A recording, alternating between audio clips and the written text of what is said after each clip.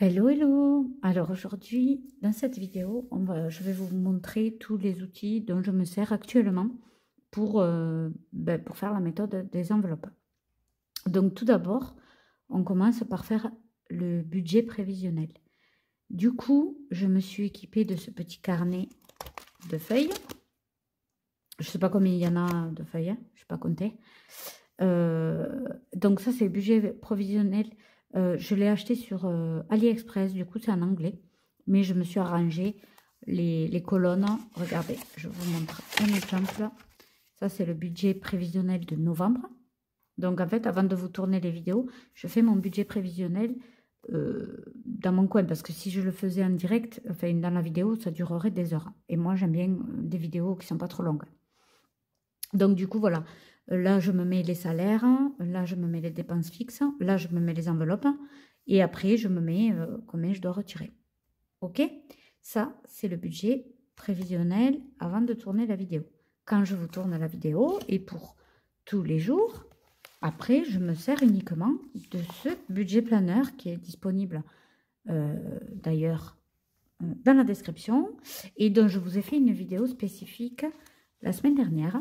Donc, je vous la mets dans le petit i qui est sûrement par là, ou sinon dans la description après la vidéo, vous pourrez aller voir. Donc là, je fais mon budget du mois définitif. OK, je note tout dessus, la répartition des enveloppes, les dépenses réelles et les économies du mois. OK,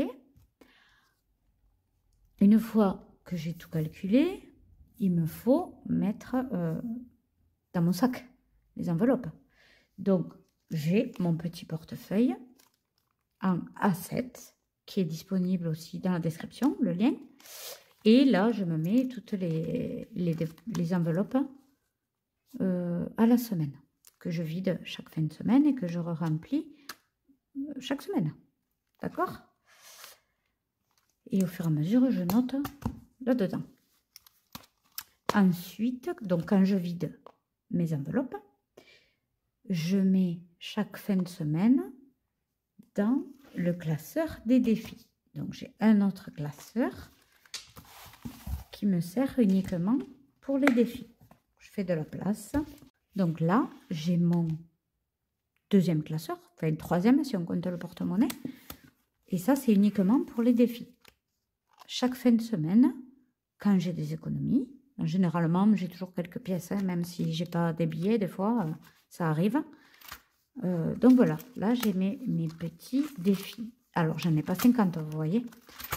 J'ai un défi à l'année, mais que je peux me servir si jamais j'ai un coup dur, parce que c'est le fonds d'urgence. Moi, je m'en sers comme ça. Après, tout le monde ne fait pas pareil. OK? J'ai mon défi bingo qui sert à m'amuser, principalement. D'ailleurs, je vais colorer la case. Voilà. Mon défi bingo, que j'adore. Celui-là, il n'y a pas de montant. Enfin, si, il y a 155 €. Mais pareil, si jamais j'ai besoin, je vais dedans. Hein, c'est pas grave aussi. Hein. Ça, c'est un peu plus long terme. C'est pour les vacances d'été 2024. OK? Je commence à remplir. Ça, c'est le défi pas à pas. En fait, généralement, voilà, c'est pour les habits enfants ou chaussures ou quoi. Donc, tout ce qui est dans l'enveloppe à dos qui reste, je le mets là. Quand j'ai un peu plus, je mets là aussi. En amoureux pour se faire une petite journée, rien que mon mari et moi. Et puis, le défi des centimes, qui est un basique parce qu'il reste toujours des centimes. Et du coup, ce défi des centimes, je le mets dans une petite boîte qui, quand j'ai fini de remplir de ce tracker, je mets tout, je bascule dans le mini défi d'or et je mets dans la tirelire électronique. Pourquoi je ne mets pas directement là? Parce que je trouve que ça avance trop lentement et du coup ça s'avance plus vite. Voilà, voilà pour les défis. Du coup, en dernier classeur, j'ai mon classeur des épargnes que moi, personnellement, je remplis en début de mois. Quand j'ai fait mon budget prévisionnel et que je fais mon remplissage de la première semaine du mois. Donc, mon classeur, mon dernier classeur, donc le troisième, si je ne compte pas le porte-monnaie.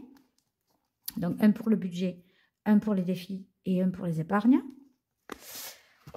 Où là, je me suis fait des enveloppes avec mes charges, souvent mes dépenses annuelles, que je divise par 10. Encore une fois, vous avez la vidéo explicative dans la description pour aller la voir si vous voulez faire à ma façon. Mais toutes les façons sont bonnes, il suffit de trouver la sienne en fait. Voilà, là c'est les défis, les épargnes, pardon. Et voilà, donc ça c'est pour les classeurs. Ensuite, les calculatrices. Donc, j'en ai deux. J'en avais une beaucoup plus simple. Mais j'ai voulu me faire plaisir, en prendre une un peu plus grosse, un peu plus voilà, jolie. Parce que je pars du principe que il faut que je kiffe, moi, pour faire le système des enveloppes. Sinon, ça va devenir une obligation.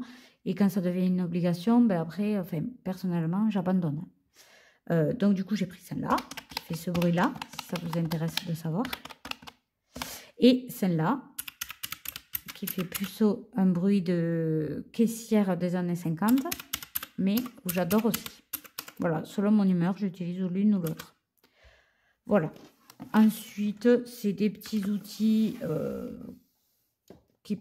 voilà, la perforeuse, je ne sais pas comment on dit, à deux trous. Ça suffit largement.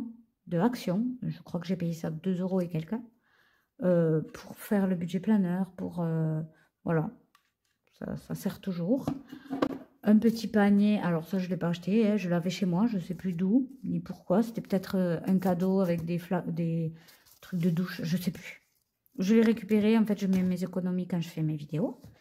Et ça c'est une petite boîte que j'avais achetée à Action pour mettre des écouteurs filaires de base. Puis après, ils se servaient plus des écouteurs filaires, mes enfants. Du coup, j'ai récupéré la boîte et dedans, je mets les petits papiers pour le défi bingo. Vous voyez? Hop. Donc voilà, elle est un peu, elle date, mais c'est pas grave, ça suffit largement. Voilà, cette boîte aussi, je l'ai trouvée à Action. Mais vraiment, des trucs basiques, ça suffit largement. Donc, je pense qu'on a fait le tour pour mes outils au quotidien. D'accord? Si vous voulez une vidéo sur les outils que j'avais au début, que j'ai commencé le système des enveloppes il n'y a même pas un an. Ouais, j'ai vite évolué. Ah oui, il y a encore l'éponge magique. Donc celle-là, elle a morflé. Sinon, elle est toute blanche. Mais c'est pour effacer les trackers et puis éviter que ça transfère sur les pochettes. Dès qu'on écrit, on fait ça. Comme ça absorbe le feutre. Mais là, j'ai effacé des trackers entiers. Donc, il est moche. Hein. Mais c'est pas grave. Moi, je les achète sur AliExpress. Je vous dirais qu'il y a au moins 5 ans. J'avais acheté un gros sac. Ou sur Wish ou sur AliExpress. Et il m'en reste encore. Hein. Donc, c'est pas grave. Donc voilà, j'ai fait le tour pour les enveloppes, enfin les outils que j'utilise dans mon quotidien actuellement. Si vous voulez une vidéo pour savoir avec quoi j'ai démarré, je peux vous la faire aussi. Il suffit de me le dire. Sachez que pratiquement tout ce qu'il y a, ce que je vous ai présenté est disponible en description, si ça vous intéresse. Et voilà, j'ai fini cette vidéo et n'hésitez pas à me faire des retours en commentaire. Je vous dis à très bientôt dans une nouvelle vidéo.